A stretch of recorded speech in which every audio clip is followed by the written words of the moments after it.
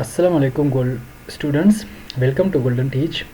आज हम एक्सेल के क्लास में पढ़ेंगे क्योंकि प्रीवियस क्लास में हमने पढ़ा था कि हम किस तरह टेक्स्ट के अलाइनमेंट को चेंज कर सकते हैं, उसको इंक्रीज डिक्रीज कर सकते हैं, किस एंगल में टेक्स्ट को हम रखना चाहते हैं, रैप टेक्स्ट क्या करता है, मर्ज और सेंटर क्या काम करते हैं। तो ये हमारे पास डिफरेंट फंक्शन थे कि हमने एक्सेल में पढ़ा था।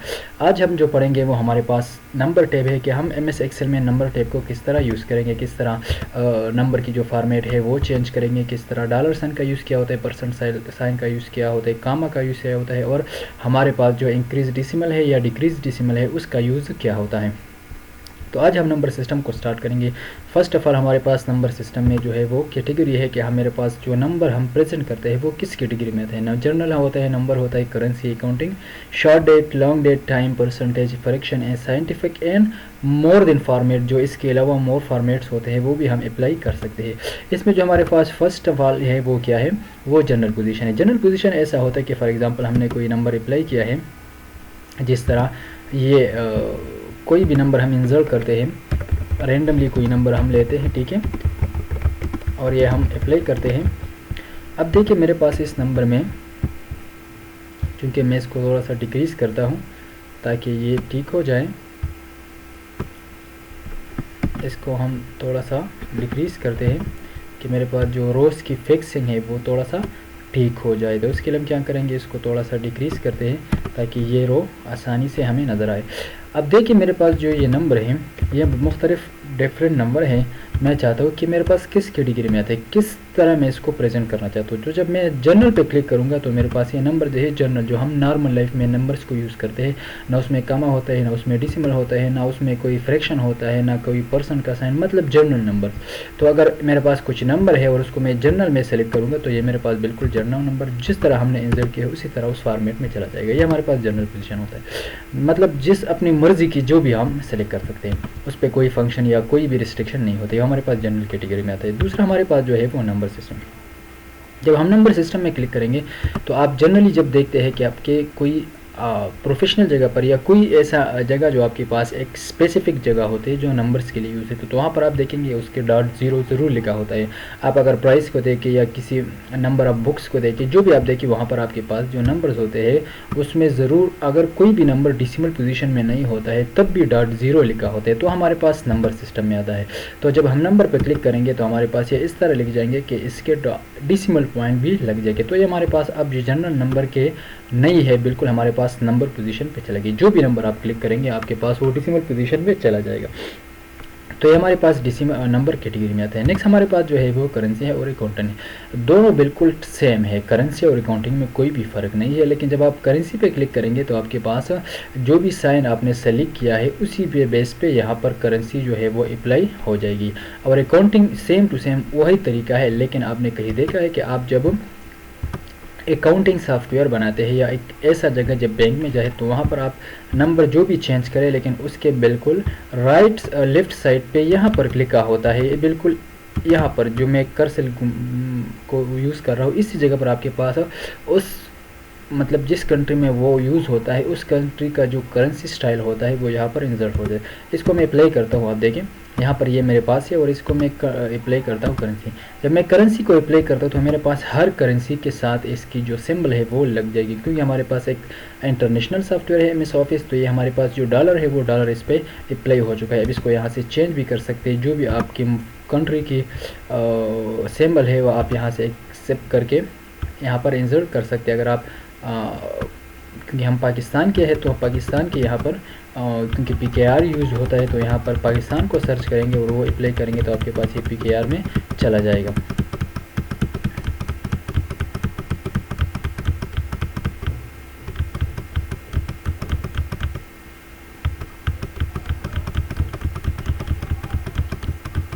ठीक है, यहाँ पर कोई भी हो, आप जिस कंट्री के हो उस कंट्री को सर्च करें और यहाँ पर इंसर्ट करें, आपके पास ये उसी साइन में चला जाएगा। ठीक है, तो ये हमारे पास इसको सर्च करते हैं कि हम किस तरह उसको करते हैं।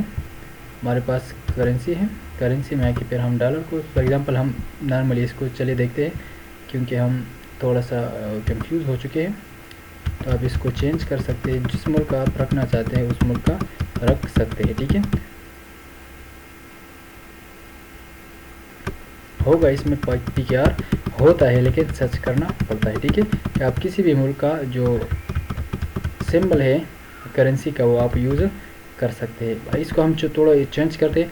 एग्जांपल ये इस कंट्री का लगाते हैं जो कि हमारे पास डॉलर का साइन नहीं है। ठीक है, अच्छा PKR हम इसमें यूज़ करते हैं, तो यहाँ से सर्च कर सकते हैं। ठीक है, ये इसमें चला जाता है PQ, क्योंकि P इससे ऊपर है, तो यहाँ से P आप सर्च करेंगे तो आपके पास यहाँ पर आ जाएगा। ठीक है, हाँ ये आ गया PKR। तो अब PKR सेलेक्ट करेंगे।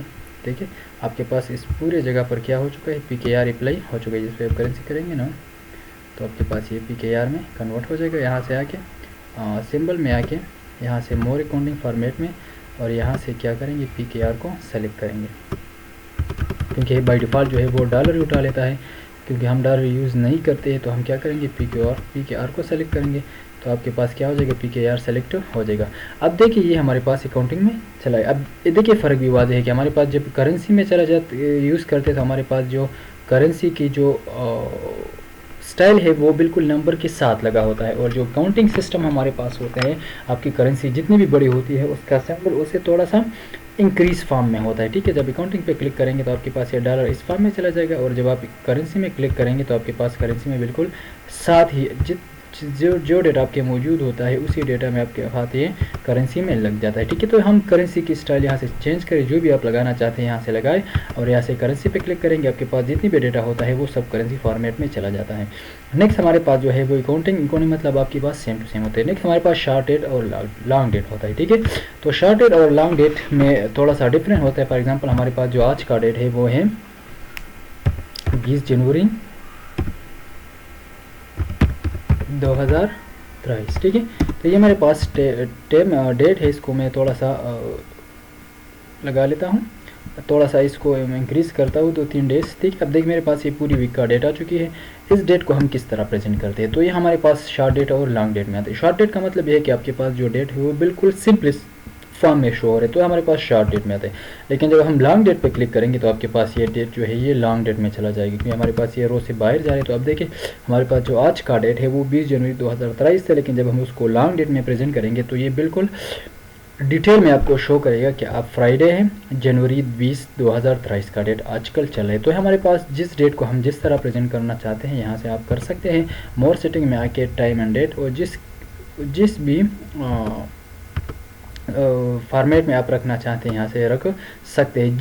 जिस तरह भी आप रखना चाहते हैं आप यहाँ से सेलेक्ट करके उसको रख सकते हैं। लेकिन जब आप नॉर्मली करते तो हम शॉर्ट डेट या लॉन्ग डेट जो भी प्रेजेंट करते हैं वो यहाँ से अप्लाई हो जाएगा, और आपका पूरा जो डेटा होता है वो शॉर्ट डेट या लॉन्ग डेट में प्रेजेंट हो जाता है। ठीक है, तो हमारे पास ये लॉन्ग डेट है और ये हमारे पास क्या है, शॉर्ट डेट है। ठीक है, तो ये डिफरेंट कैटेगरी डेट के हिसाब से है, टाइम के हिसाब से भी आप रख सकते हैं। ठीक है, हमारे पास आज का जो टाइम है मैं लिखता हूँ यहाँ पर, जो टाइम चल रहा है फ़िलहाल वो है 7:37। ठीक है, तो ये मेरे पास फ़िलहाल 10 चल रहा है।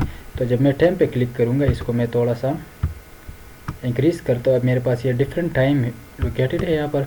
इस पे जब मैं क्लिक करता हूँ तो मेरे पास ये टाइम की भी डिफरेंट पोजीशन मुझे बताता है। ठीक है, क्या फ़िलहाल AM चल रहा है कि PM चल रहा है, क्योंकि मैंने सेकंड नहीं बताया था, लेकिन मेरे पास सेकंड को भी यहाँ पर उसने बताया कि 8:37 से 0 सेकंड AM पे ये चल रहा है। ठीक है, तो ये मेरे पास मतलब अगर आपने डेट लिखा है तो ये डेट के फॉर्मेट में उसको सेलेक्ट करता है। नेक्स्ट हमारे पास परसेंटेज है। परसेंटेज का मतलब ये है कि अगर आप डेटा है आपके पास और आप चाहते हैं कि मेरे पास इस पूरे डेटा के साथ % का साइन भी लग जाए, तो आप यहाँ से सिंपली भी कर सकते हैं और यहाँ से आके उस पूरे डेटा को पे % में कन्वर्ट कर सकते हैं। फॉर एग्जांपल मेरे पास ये डेटा है, इसको मैंने क्या किया है, यहाँ से आके जनरल के बजाय इसको % में रखा है। तो आप इसमें जो भी डेटा एंटर करेंगे, आप डेटा इंसर्ट करें, डेसिमल इंसर्ट करें, हर एक डेटा के साथ % का साइन लगेगा, क्योंकि मैंने इस जगह को सेलेक्ट करके इसको % में कन्वर्ट किया है। तो मेरे पास इस लोकेशन पे जो भी डेटा आएगा वो क्या होगा, अच्छा ये तो फार्मूला चला क्योंकि मेरे पास इस सेल में फार्मूला अप्लाई है। ठीक है, लेकिन आप फार्मूला अप्लाई करें तब भी इसमें जो भी वैल्यू आएगा उस सब पे क्या हो जाएगा, % अप्लाई हो जाएगा। तो जब आप इसको % में क्लिक करेंगे तो आपके पास इसमें जितना भी डेटा आएगा वो % में शो होगा। ठीक है, नेक्स्ट हमारे पास है फ्रिक्शन। फ्रिक्शन का मतलब ये है कि आप अब देखिए मेरे पास ये जो डेटा है वो क्या है, 500% है, या सॉरी ये तो बहुत ज़्यादा इंक्रीज़ हो चुका है क्योंकि मेरे पास 96% था, इसको मैं थोड़ा सा इसकी जो नंबर ऑफ़ डेसिमल है ये ज़रा डिक्रीज़ करता हूँ। अब ये मेरे पास ठीक हो जाएगा। ठीक है, जब इसमें मैं परसेंटेज अप्लाई करता हूँ तो अब देखिए मेरे पास इस तरह इस पोजीशन में आया है। ठीक है, तो अब इसको इंक्रीज़ डिक्रीज़ कर सकते हैं। अब मेरे पास ये परसेंटेज जो भी नंबर है ये परसेंटेज में शो होता है। नेक्स्ट हमारे पास जो है वो क्या है, फ्रैक्शन। फ्रैक्शन का मतलब ये है कि फॉर एग्जांपल आपके पास कुछ डेटा है जो कि डेसिमल पोजीशन में लिखा होता है 3.0990, ठीक है, 6.0.098 जो भी है। ठीक है, अब देखिए ये मेरे पास जो डेटा है ये डेसिमल फॉर्मेट में लिखा है। मैं चाहता हूँ कि मेरे पास जितने भी डेटा लोकेटेड है यहाँ पर वो सब किस में जाए, फ्रैक्शन फॉर्म में जाए। फ्रैक्शन फॉर्म का मतलब ये होता है कि फॉर एग्जांपल मेरे पास 2.5 है तो ये फ्रैक्शन फॉर्म में जाके क्या बन जाएगा, 2.5 2 डिवाइडेड बाई या 2 डिवाइडेड बाई 1 या 1 होल 1 डिवाइडेड बाई 2 बन जाएगा। मतलब fraction, proper fraction, improper fraction, max number जो भी चला जाएगा, लेकिन ये डेसिमल नंबर जो है ये फ्रैक्शन में चला जाएगा। जब मैं फ्रैक्शन पे क्लिक करूँगा और डेटा को सेलेक्ट करूँगा और यहाँ से फ्रैक्शन में चला जाऊँगा तो मेरे पास ये डेटा जो है ये फ्रैक्शन में चला जाए। अब मेरे पास यहाँ पर क्या था, 34.9 था, लेकिन जब फ्रैक्शन में चला जाता है तो ये 34 होल 8/9 बन जाता है। ठीक है, मेरे पास ये डेटा जो है वो क्या था, वो 13,499.29748 था, लेकिन जब फ्रैक्शन में चला जाता हूँ तो ये मेरे पास फ्रैक्शन में 13,499 होल 2/7 ये मेरे पास बन जाता है। ठीक है, तो ये हमारे पास फ्रैक्शन डेटा होता है और एक हमारे पास डेसिमल डेटा होता है। तो डेटा सेम होता है लेकिन उसकी जो प्रेजेंटिंग होती है वो चेंज होती है, एक डेसिमल फॉर्मेट में होती है और एक हमारे पास फ्रैक्शनल फॉर्मेट में होती है। ठीक है, नेक्स्ट हमारे पास जो है वो साइंटिफिक नोटेशन है। साइंटिफिक नोटेशन इस तरह होता है कि फॉर एग्जांपल आपके पास एक डेटा है जो बहुत ज़्यादा लार्ज है या बहुत ज़्यादा स्मॉल है। यहाँ पर अगर मैं डेटा लिखूँ, इसको मैं दोबारा चेंज करता हूँ ताकि हमारे पास जनरल फॉर्मेट में आ जाए। इसको मैं जनरल पे क्लिक करता हूँ। अब देखिए ये डेटा जो है मेरे पास बिल्कुल स्मॉलेस्ट डेटा है 34.9। ठीक है, तो इस पर अगर मैं जनरल है तो ठीक है, लेकिन अगर इसको मैं क्या करूँ, साइंटिफिक नोटेशन अप्लाई न भी करूँ तब भी मेरे पास ये साइंटिफिक नोटेशन में चला जाए। क्यों चला जाएगा, क्योंकि हमारे पास जो एक्सेल की कैटेगरी है वो ये है कि जब हमारे पास एक सेल में नंबर ऑफ डिजिट 12 से बढ़ जाए, ठीक है, 12 से जब बढ़ जाए तो वो साइंटिफिक नोटेशन में ऑटोमेटिकली चला जाता है। अब देखिए यहाँ पर मैं वर्ड लिख लिया 1 2 3 4 5 6 7 8 9 10 और ये 11। ठीक है, अब ये 11 डिजिट बन चुके हैं, ये मेरे पास जनरल नंबर है, लेकिन जब भी मैं इसके साथ एक नंबर और लगाऊंगा ये चला जाएगा साइंटिफिक नोटेशन में। जनरल में है लेकिन साइंटिफिक नोटेशन में चला जाए। क्यों चला गया है कि मेरे पास जो एक्सेल की कैटेगरी है वो ये है कि हर सेल में 12 डिजिट से ज़्यादा डिजिट्स नहीं आ सकते। तो यहाँ पर मेरे पास जो डिजिट्स है वो क्या बन चुके हैं, 12 बन चुके हैं। तो अगर मैं इसको थोड़ा सा डिक्रीज़ करूँ एक नंबर तो ये मेरे पास वापस जनरल पोजीशन में आ गया है। अब साइंटिफिक नोटेशन क्या होता है कि फॉर एग्जाम्पल अगर मेरे पास नंबर बहुत ज़्यादा लार्ज है या बहुत ज़्यादा स्मॉल है तो ये साइंटिफिक नोटेशन में हम प्रेजेंट कर सकते हैं। लेकिन एक्सेल में एक कैटेगरी मौजूद है कि आप किसी भी नंबर को साइंटिफिक नोटेशन में प्रेजेंट कर सकते हैं। जब मैं इस पर क्लिक करता हूँ अब देखिए मेरे पास क्या है, मैं इसको थोड़ा सा जूम इन करता हूँ। अब देखिए मेरे पास ये जो पोजीशन है ये है 3.59 E+01। अब ये E+01 क्या है, इसको ज़रा गौर से सुने कि ये क्या है। अब जब मैं इसको क्लिक करता हूँ तो मेरे पास ये नंबर्स बन जाता है। अब जो साइंटिफिक नोटेशन होता है वो ये होता है कि आपके पास जो सर्टन नंबर है उस नंबर में नंबर ऑफ टेंस कितने हैं। नंबर ऑफ टेंस मतलब ये है कि मेरे पास 100 है तो इसको अगर 100 को मैं नंबर ऑफ 10 में प्रेजेंट करूंगा, यहाँ पर ये मेरे पास 100 है, ठीक है। इसको जब मैं नंबर ऑफ 10 में प्रेजेंट करूंगा तो क्या करूंगा कि मेरे पास इसमें नंबर ऑफ टेंस कितने हैं, नंबर ऑफ टेंस कितने हैं। तो मेरे पास इसमें नंबर ऑफ 10 जो है वो कितने 10 है। 10 बार अगर मैं टेंस को प्लस करूँ तो ये मेरे पास बन जाता है 100, ठीक है। तो ये नंबर ऑफ टेंस को जब हम प्रेजेंट करते हैं कि हमारे पास 100 है तो उसको साइंटिफिक नोटेशन में प्रेजेंट करने के लिए मैं लिखूंगा 100 के बजाय उस नंबर ऑफ टेंस की तादाद लिखूंगा कि मेरे पास 100 में नंबर ऑफ टेंस कितने हैं। अब देखिए मेरे पास 100 है, इसको मैं साइंटिफिक नोटेशन में कन्वर्ट करता हूँ। अब देखिए यहाँ पर मेरे पास जो बन चुके हैं साइंटिफिक नोटेशन, तो अब ये क्या लिख लग रहा है 1.00 E+02। अब ये ई जो है ना ये बता रहा है कि ई के लेफ्ट साइड में जो डेटा है वो मेरे पास नॉर्मल नंबर है, जो ई के बाद है वो नंबर ऑफ टेंस की पावर है। तो नंबर ऑफ टेंस की पावर ये है कि अगर आपको इसको इस तरह लिख ले तो इसका बन जाएगा 1 × 10 पावर 2, क्योंकि ई के पास जो है वो क्या है 2 है। तो ये इस तरह बन जाएगी। अब मेरे पास जो है ये साइंटिफिक नोटेशन क्या शो करता है, ये शो करता है कि आपके पास ये नंबर इतना है। ठीक है, ठीक है, आपके पास 1 मल्टीप्लाई 10 पावर 2, तो अगर 10 को 10 पावर 2 मतलब 10 मल्टीप्लाई 2, इसका जो इक्वल है वो इसके बराबर है कि आप क्या करें, 10 को 2 बार मल्टीप्लाई करें, 10 को 2 बार मल्टीप्लाई करें, तो 10 को 2 बार मल्टीप्लाई करेंगे तो ये इक्वल है 100 का। तो 100 मेरे पास जनरल में इस पोजीशन में होता है और साइंटिफिक नोटेशन में इस पोजीशन में होता है कि हमारे पास 100 में नंबर ऑफ टेंस कितने हैं। तो जब नॉर्मली हम नंबर्स को यूज़ करेंगे तो वो किस तरह करेंगे कि जितने भी नंबर्स है उसको जब हम साइंटिफिक नोटेशन में प्रेजेंट करेंगे तो उसमें नंबर ऑफ टेंस जितने भी होंगे, ये ई के बाद जो भी नंबर आता है इसका मतलब ये है कि इसमें नंबर ऑफ 10 इज इतने है, इसमें नंबर ऑफ 10 9 है, इसमें नंबर ऑफ 10 1 है। 3.59 multiply 10 power 1, 3.69 multiply 10 power 1, 3.79 multiply 10 power 1, 3.89 multiply 10 power 1। Normally तो हम 10 पावर की 1 नहीं लिखते हैं, ओनली 10 लिखते हैं, तो 3.89 को 10 से मल्टीप्लाई करें आपके पास ये नंबर बन जाएगी। लेकिन अगर हमारे पास ये प्लस माइनस में आ गई तो फिर हमारे पास क्या होगा, 10 पावर -1 होगा। इसको मैं थोड़ा सा स्मॉल नंबर करता हूँ। अब देखिए ये मेरे पास बिल्कुल स्मॉल नंबर है। ठीक है, 1 क्या है, बिल्कुल स्मॉल नंबर है, लेकिन अगर इससे भी मैं कम करूँ -1 लगाऊँ तो अब देखिए मेरे पास क्या होगा, ये बिल्कुल इससे भी स्मॉल नंबर बन जाएगा। ठीक है, तो इसको जब मैं थोड़ा सा और भी बढ़ा देता हूँ, इसको इस तरह लिखता हूँ। ठीक है, तो ये -7.66 मल्टीप्लाई 10 पावर 2, तो अगर आप -7 मल्टीप्लाई 6 के 6 को 2 बार 10 से मल्टीप्लाई करें तो आपके पास ये वैल्यू बन जाएगी जो फिलहाल मेरे पास इस पोजीशन में लिखी हुई है। तो ये साइंटिफिक नोटेशन डिफरेंट स्ट्रक्चर है कि हम किसी भी नंबर को साइंटिफिक नोटेशन में प्रेजेंट कर सकते हैं। मोर देन नंबर पे जब आप क्लिक करेंगे तो वही कैटेगरी है जो आपने वहाँ पर पढ़ी है, वही अलाइनमेंट है, वही फॉन्ट फैमिली है, वही बॉर्डर है, वही फिल है, वही प्रोटेक्शन है जो कि हम हाइड कर सकते हैं या लॉक कर सकते हैं। तो ये मेरे पास डिफरेंट कैटेगरी थी कि हम किसी भी नंबर को किसी भी फॉर्मेट में प्रेजेंट कर सकते हैं।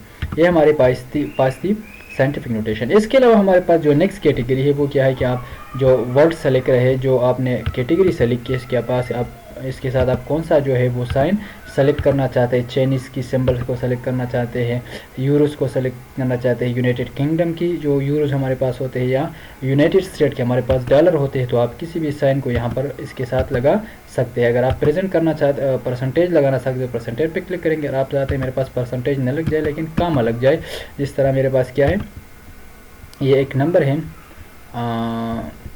इस तरह मैं इसको थोड़ा सा जर्नल करता हूँ ताकि आपको समझने में आसानी हो। ठीक है, मेरे पास ये थोड़ा सा इंक्रीज़ नंबर है। ठीक है, इसको मैं नीचे ड्रैग करता हूँ ये डिफरेंट हो जाए और इस पर जब मैं काम अप्लाई करूँगा तो मेरे पास क्या हो जाएगा, जो हमारे पास मैथ्स में यूज़ होते हैं हर 3 डिजिट के बाद क्या लगता है, कामा लगता है। जो हंड्रेड्स की पोजीशन होते हैं, फिर हमारे पास 1000 की पोजीशन होते हैं, फिर मिलियन, फिर ट्रिलियन एंड फिर बिलियन। ठीक है, बिलियन और फिर ट्रिलियन, तो हमारे पास हर 3 डिजिट के बाद कामा लगते हैं। तो जब मैं कामा पे क्लिक करूंगा तो मेरे पास कामा 1 डिजिट के बाद नहीं लगेगा, मेरे पास जो नंबर सिस्टम में जो पोजीशन में कामा लगता है उसमें ये लग जाएगा। नेक्स्ट हमारे पास क्या पोजीशन है कि हम नंबर ऑफ डिसिमल को इंक्रीज डिक्रीज कर सकते हैं। अब इस पोजीशन में मेरे पास नंबर ऑफ डिजिट जो है, नंबर ऑफ डिसिमल जो है वो 2 है, तो इसको मैं इंक्रीज भी कर सकता हूँ और इसको मैं डिक्रीज भी कर सकता हूँ। ये 2 सिंबल हमारे पास, इस नंबर ऑफ सिंबल मतलब डिसिमल के बाद जो नंबर ऑफ डिजिट होते हैं उसको हम इंक्रीज डिक्रीज कैसे कर सकते हैं। ये हमारे पास था नंबर टैब जो कि हमारे पास होम टैब में मौजूद है एमएस एक्सेल में। इंशाअल्लाह नेक्स्ट क्लास में हम पढ़ेंगे कि हम स्टाइल को किस तरह प्रेजेंट करते हैं। यहाँ तक हमारे पास क्लास ख़त्म हो रहा है। अगर अभी तक आपने हमारे यूट्यूब चैनल को सब्सक्राइब नहीं किया है, हमारे यूट्यूब चैनल गोल्डन टीच को सब्सक्राइब करें, बेल का आइकन दबाएं ताकि आपके पास हमारे जो जितने भी वीडियोज़ या लेक्चर्स होते हैं वो आप तक आसानी से पहुंच सके। यहाँ तक के लिए ये काफ़ी है। इंशाल्लाह नेक्स्ट क्लास में फिर मिलेंगे। ओके, अल्लाह हाफिज़, अस्सलाम वालेकुम।